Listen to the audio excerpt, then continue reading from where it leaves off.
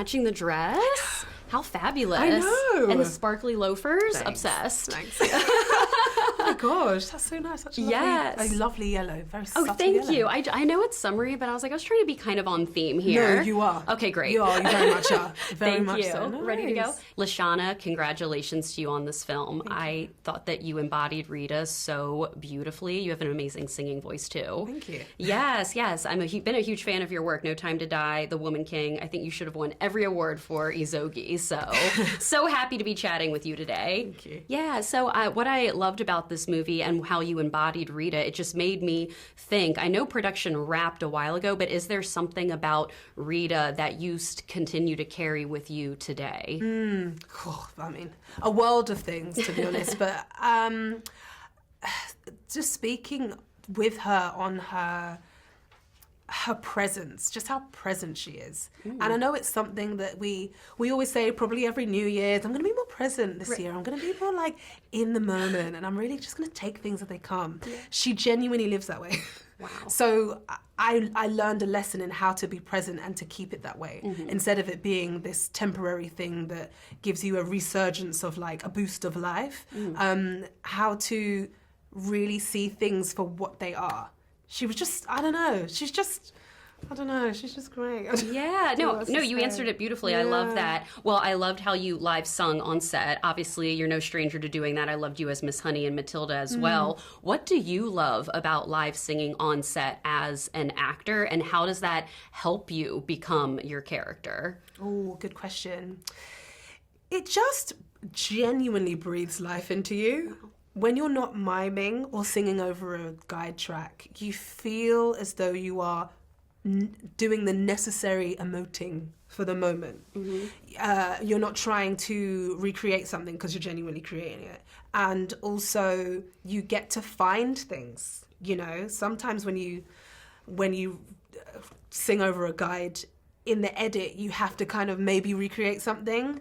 But if they catch you live, it just feels...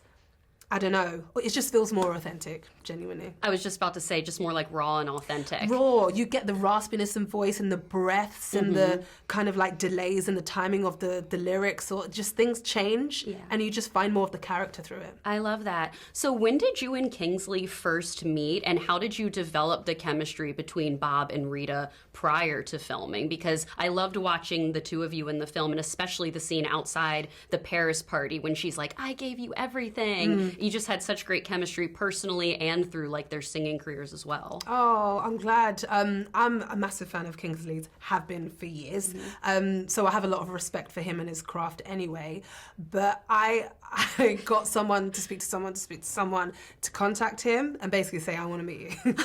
I haven't seen the script yet, and no one's really asked me for an audition, but I want to meet you. And I just sat with him for lunch and just discussed what it could be and what his hopes for it were, and you know what we were going to really represent if I were to be a part of it. What would he want, and how would we make the relationship real? And he's a stand-up guy. He's just wonderful. So we had an honest conversation. And luckily I got the role, and then can you imagine if I didn't? And then, bye! Right, exactly, thanks for the chat. But we kind of bottled that almost, and were able to bring that on set, where we were just, again, present. We were present and able to just sit in the truth. I love that. You answered all of these questions so beautifully, Lashana. You are such a pro. Congratulations to you. And I'm so excited for audiences to see your performance in this film because it was absolutely stunning. Thank you. Congratulations to you. I appreciate that. Thank you. Lauren. Nice to meet you. Congratulations on this film. Thank you. You're a phenomenal singer. And you played the guitar beautifully, too. Thank you. Kingsley, so nice to meet you. I thought you were absolutely phenomenal in this film because embodying a real-life person, especially someone who's iconic and legendary as Bob Marley, has to be insanely challenging, but you did a beautiful job, and I can't wait for the audiences to see your performance. Thank you. You're such a fantastic singer, and as much as I loved the concert scenes, I loved the more intimate scenes of Bob when he was singing, especially the moment when he's around the kids and Rita's singing. So take me back to those scenes and what it was like to live sing on set. The plan was, Bob's voice is going to cover the vast majority of the film. All the concert scenes, people want to come and hear Bob. Me too. I don't want to hear me. And then any acoustic stuff was going to be Ziggy or Steven and the family, and maybe blend a little bit and do that. I wanted to learn to sing and play the guitar because I didn't want to mime I didn't want to come in and try and pretend. I wanted to really try and understand like what it means to play music, because that's what Bob did. He spent his life playing music and creating music and writing songs.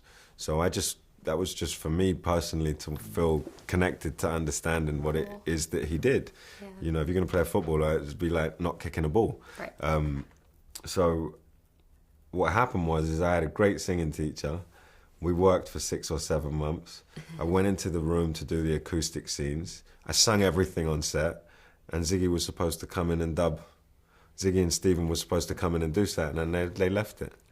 And I don't know what happened. I don't know what the discussion was, but they left it in, and I was very surprised. Yeah. I was very surprised. And my singing teacher, Fiora, she's one of the great teachers, and she writes songs as well, and she's a musician, and her understanding of music was wonderful. So I had, I was in the studio with Steven and Ziggy 6 weeks into the process, and I must have been on overdrive, and I just picked up a guitar and started jamming with them.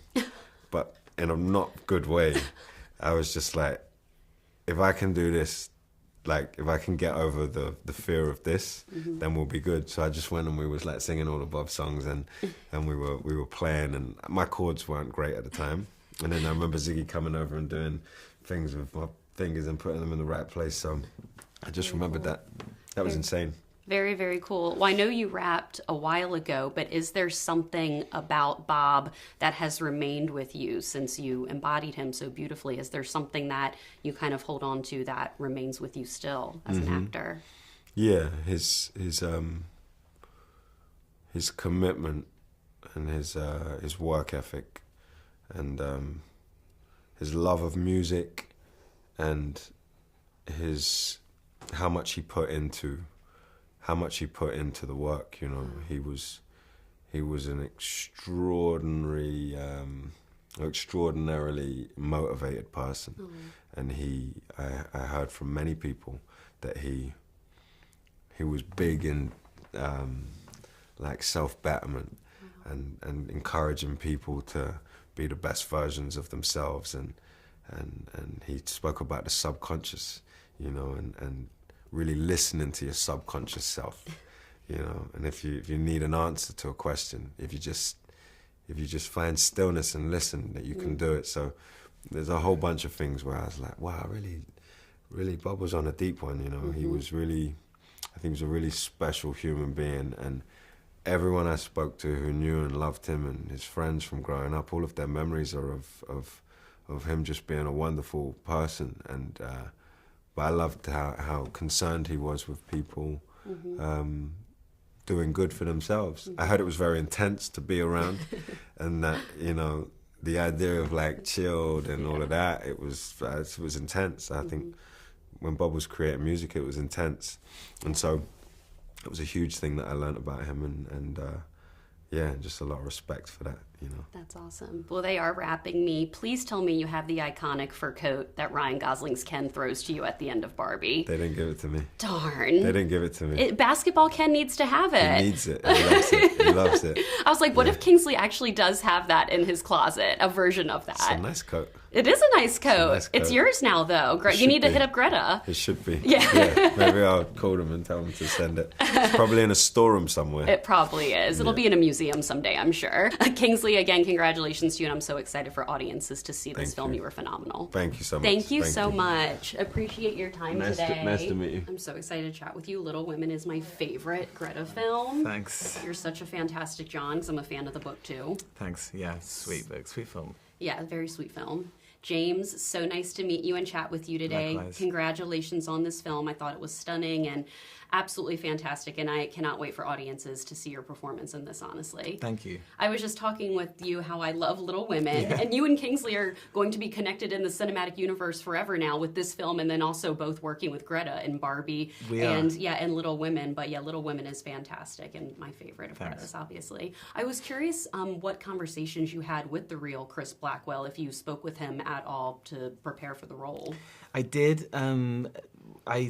unfortunately, because of schedules in Jamaica and London and everything else, we weren't able to meet in person until the premiere.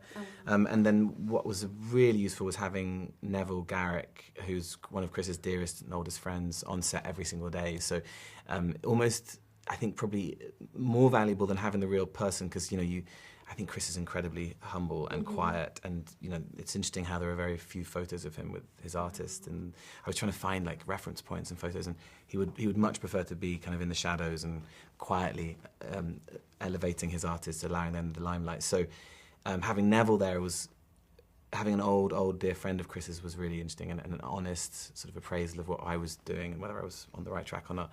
And then meeting him in Jamaica last week at the premiere for the first time properly. Was mad and wonderful, and he's a sweet man. We watched the film together. He was sitting in front of me, so I watched him. I couldn't watch the film. I basically watched him watch me play him. It was this very surreal thing, and I think he approved. Absolutely. At the end of the film, it says "for Neville." Yeah.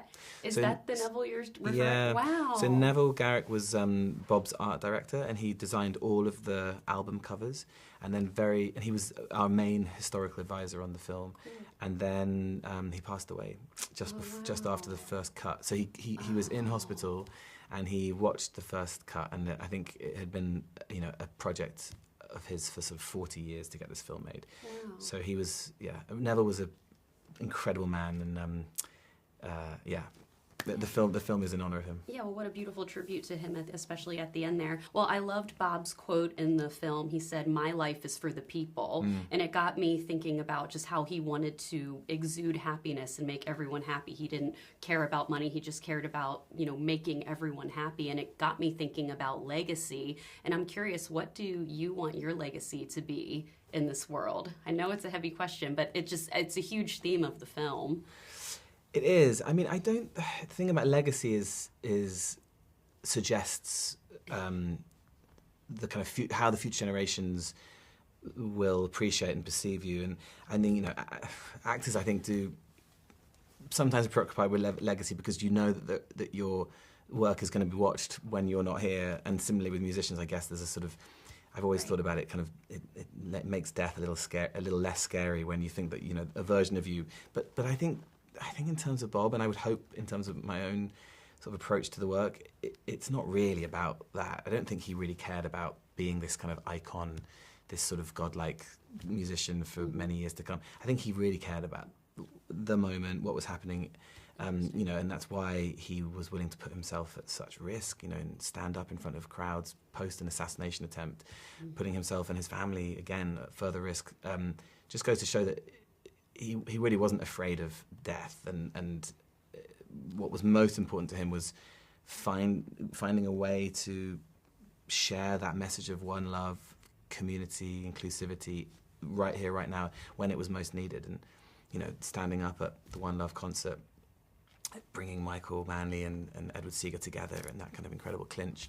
I think for him it was about, at that moment in time, what the message was and how it was needed. And I think that's why Ziggy probably wanted to make this film right now, because the world needs Bob Marley's message right now more than ever. I love that. That's a beautiful answer to the question. Last question for you. There's so many amazing concert sequences in the film. And take me back to set. What was it like being there with, I guess, like all these extras? Obviously seeing Kingsley perform and everyone, because your character is a big part of those scenes, and they were just done so beautifully on the film. Incredible. I mean, Kingsley's just whole approach to the work was astounding. His voice, his movement, he really went deep. And so, it was like having Bob in the room, having Ziggy there, looking like Bob, his son, adding some strange, beautiful, profound kind of dynamic to the whole thing.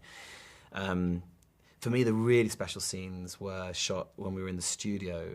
We were shooting in the studio, but also in the studio. And for example, the montage when we are recording Jamming, and you've got like Aston Barrett, who's like Aston Family Man Barrett, who's the son of Family Man.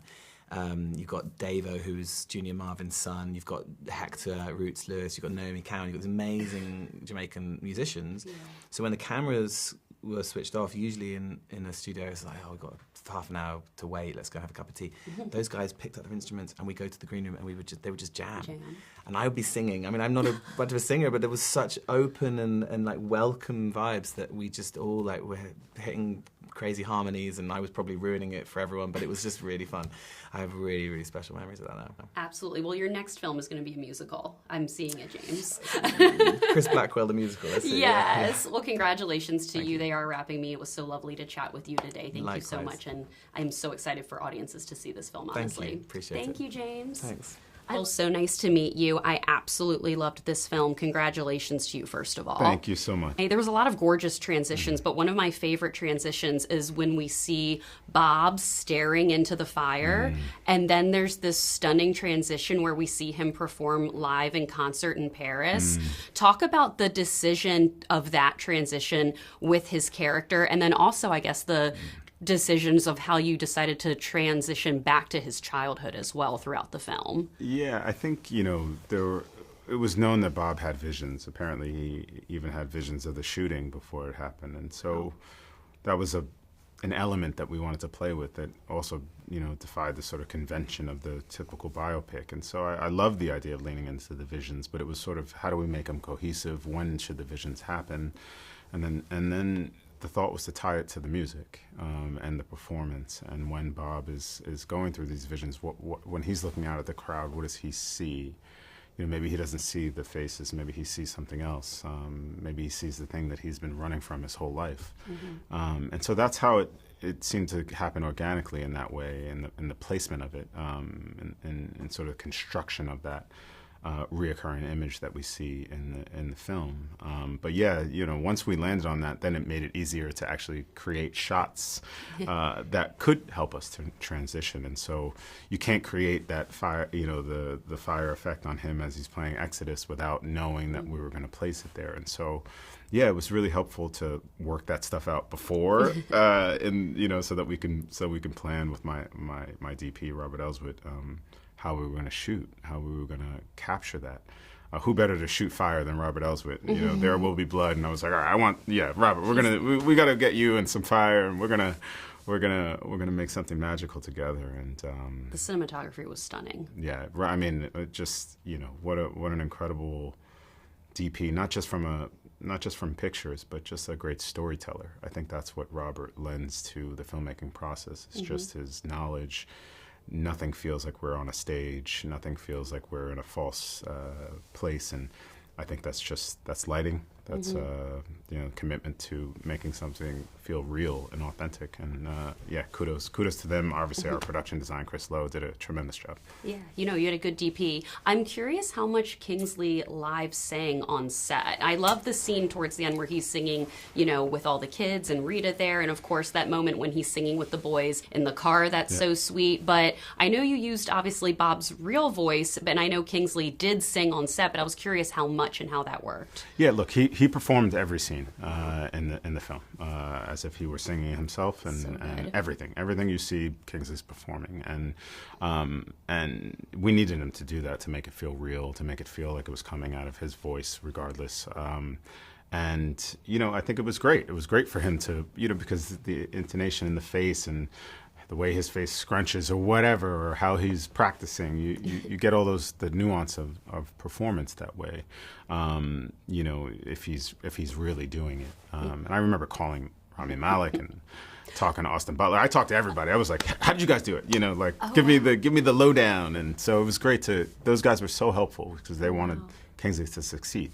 And it was really great to talk to them before, how they did it, how they captured it, so we can, what worked, what didn't work, and how we can go on our way. And Kingsley delivers. What a tremendous performance and commitment to the craft. I love that you chatted with Rami and Austin, because I was thinking about what Rami did too, where they used Freddie Mercury, but he obviously did live sing everything. Last question for you. I'm obsessed with Lashana Lynch. I thought she did an absolutely incredible job as Rita, and I can't wait to chat with her later. What was it like just kind of having Rita's blessing, and did Lashana get to meet Rita at all? Oh yeah, absolutely. And I met Rita before casting Lashana, and it was great to be in her presence and her grace and her ferocity and her fight, and it was just it helped me in the casting process. And Lashana had that, her presence, her and how committed she was to this role. I mean, she's coming off of James Bond, can do whatever she wants, and she was like, I'm Jamaican, I want this, this is mine. Like,